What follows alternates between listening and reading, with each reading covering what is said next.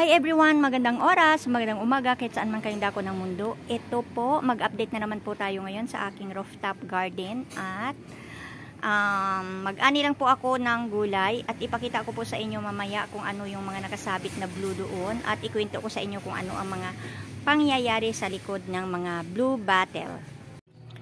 Yan po guys, mag-ani po muna tayo ng saluyot. Dagdagan ko po yung talbos ng kalabasa na kinuha ko. Ayan o. Marami akong nakuhang talbos ng kalabasa. At ito ay aking igugulay. Ayan. So, manguha po tayo ngayon ng saluyot. Ang ganda ng ang ganda ng mga niya oh.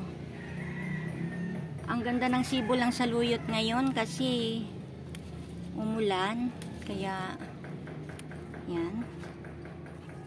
Dagdag po natin sa gulay. Ang sarap nito, matamis kasi bagong bagong sibol. Ayan. Mayroon pa doon sa kabila. Ay, ang aking sili hinog na. Ayan oh. Hinog na ang sili. Ayan. Maliit nga lang ang bunga niya pero okay na. Napapakinabangan na rin naman yan kaysa bibili pa. Ayan. Aha. Ang aking kalamansi.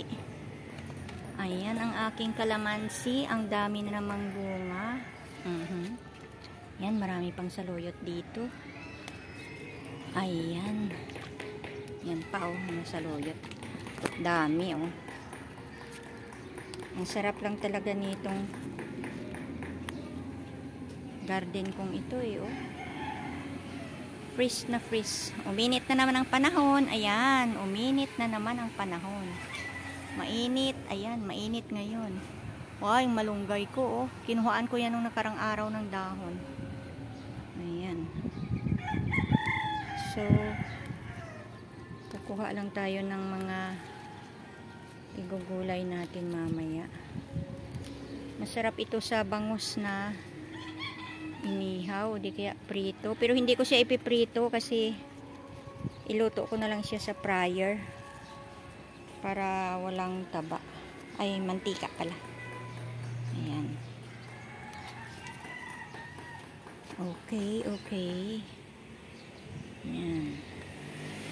Yung mga medyo ganitong maliliit, hindi ko na siya kukunin kasi sa mga ilang araw,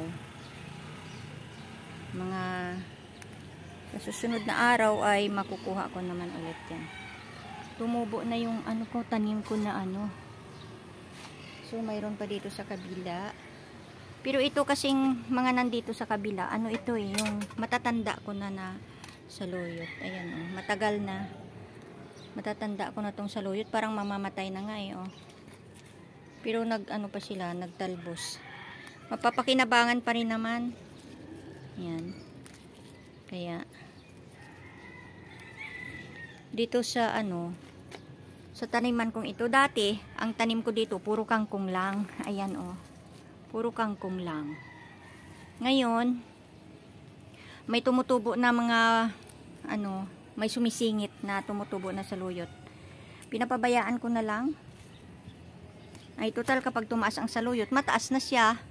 Ang kangkong naman sa ibaba oh. Ang saluyot dito naman sa itaas. Kaya double purpose. Napapakinabangan pa rin. At least may kangkong sa ilalim. May saluyot sa itaas. Alam mo guys, ang dami na nito mamaya. Dagdagan ko siya ng ilang pirasong kangkong. Kasi pagka sobrang dami, sayang, hindi rin maubos. Sayang din naman. Ayan. Tumataas talaga itong saluyot, tinang husto. Yan o, tumataas siya. Tapos matanda na ang kanyang puno. Ayan na siya, matanda na. Ayan. Pero dahil tumutubo pa rin ang dahon at napapakinabangan ko, hindi ko na yan siya papatayin. Kasi napapakinabangan ko pa nga eh. Mamamatay na lang ng kusa yan pagka ano. Pagka ayaw na niya. Pagka ayaw na niya. So may mga bago akong tubo. May mga bagong sibol dito eh na saluyot. Yan oh. Ay hindi pala, matanda na pala yan. May bagong sibol, ayan oh. Pababayaan ko lang yan hanggang sa tumaas. Ayun, may mga bagong ano. Yan, may bago. Isa po akong ipapakita sa inyo ngayon. Kung anong mayroon dito sa aking garden. Well, siguro nabalitaan nyo na rin kung ano ang mga bagay na ito. At nakikita nyo na rin kung saan-saan. Kasi kahit saan mga kalsada, mayroong mga ganito. Yan oh. Yung mga blue bottles. Ayan. Ano ba yung mga butilyang yan? Bakit may mga blue yan? Ano yan? Anong koneksyon ng mga yan? Ito yung aking basurahan. Yung aking abono sa aking halaman. Yan, marami po. Nilagyan ko rin dito. Ayan. Sa bubong namin, mayroon din. Ayan. Maraming ganyan sa bubong. Yan po kasi, maliban before, nung kailan lang nakita ko sa TV kay kay Kuya Kim nung nakaraang araw. Pero dito, before ko napanood yan kay Kuya Kim, ginawa na namin ito kasi nakita din namin ito sa YouTube dati, yung mga bottle na yan. At tinry namin pati dun sa baba, sa may kalsada namin sa gate. Kasi yan po ay para sa mga pusa at sa mga aso na mahilig tumae sa somewhere. Kasi dati ito dito sa amin nung una, dito yung sa bubong namin, ang daming tae dyan paggising namin sa umaga, as in. Maraming tae ng pusa kasi, umakyat sila dito sa bubong, tapos dyan magtatatay. As in, dito talaga tumatae dyan sa nilagyan namin ng blue na yan. Hindi na lang doon sa kabila o somewhere dito talaga, sumabaho. So, tinry namin nalagyan ng ganyan. Aba ay effective, totoo, promise. Effective talaga siya, as in. Nagpapatutuo talaga ako na effective siya. So, dahil dyan, hindi na tumae ang pusa dito sa bubong namin. Wala na siyang tae dyan. Ay, ngayon naman, dahil siguro wala na siyang gawing taihan, dito ngayon sa garden ko nagtae. Dyan, no, doon sa mga puno, doon sa mga medyo wala pa mga halaman kong mga garden, at doon siya nagtatatae. Oh. Kaya, ang ginawa ko, ang baho kasi ng tae, ang dami nilang tae. Ang ginawa ko naman ay nilagyan namin ulit ng ganyan. Naglagay kami ng ganyan diyan sa mga vacant na mga hindi pa natayman. Yan yung aking saluyot, mataba na. Ayan ang aking talbos ng bote. Ayan, kung nakita po ninyo, ayan, naglagay na kami diyan. Alam po ninyo, totoo talaga, effective talaga, as in, effective talaga. Naniniwala po talaga ako. Kapag gusto ninyong gumaya, gawin po ninyo at maniniwala kayo na totoo yung sinasabi ko. Kasi marami na akong nakita dyan sa kung saan-saan na ganun. Tinry ko kasi, di ba? Wala namang mawawala kung tinry ko. So, totoo talaga. Hindi na sila nagtae.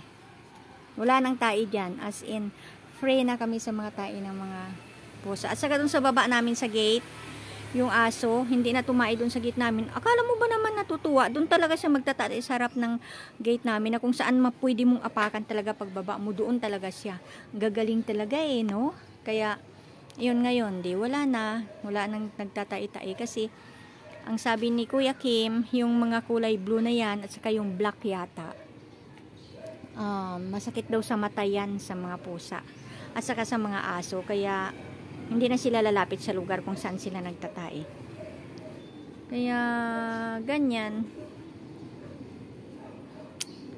Malaya na akong magtanim ulit dyan. Wala ng tae. Saka hindi na mabaho. Sobrang baho kaya yung tae ng mga pusa na yan. Kaya nakakatuwa naman. At, maganda. At iyon ang aking isang magandang ibabalita sa inyo. Sa aking rooftop garden, wala ng tae ng mga pusa-pusa. Libre na po kami doon at yan po. Hanggang sa susunod, maraming salamat. Bye-bye.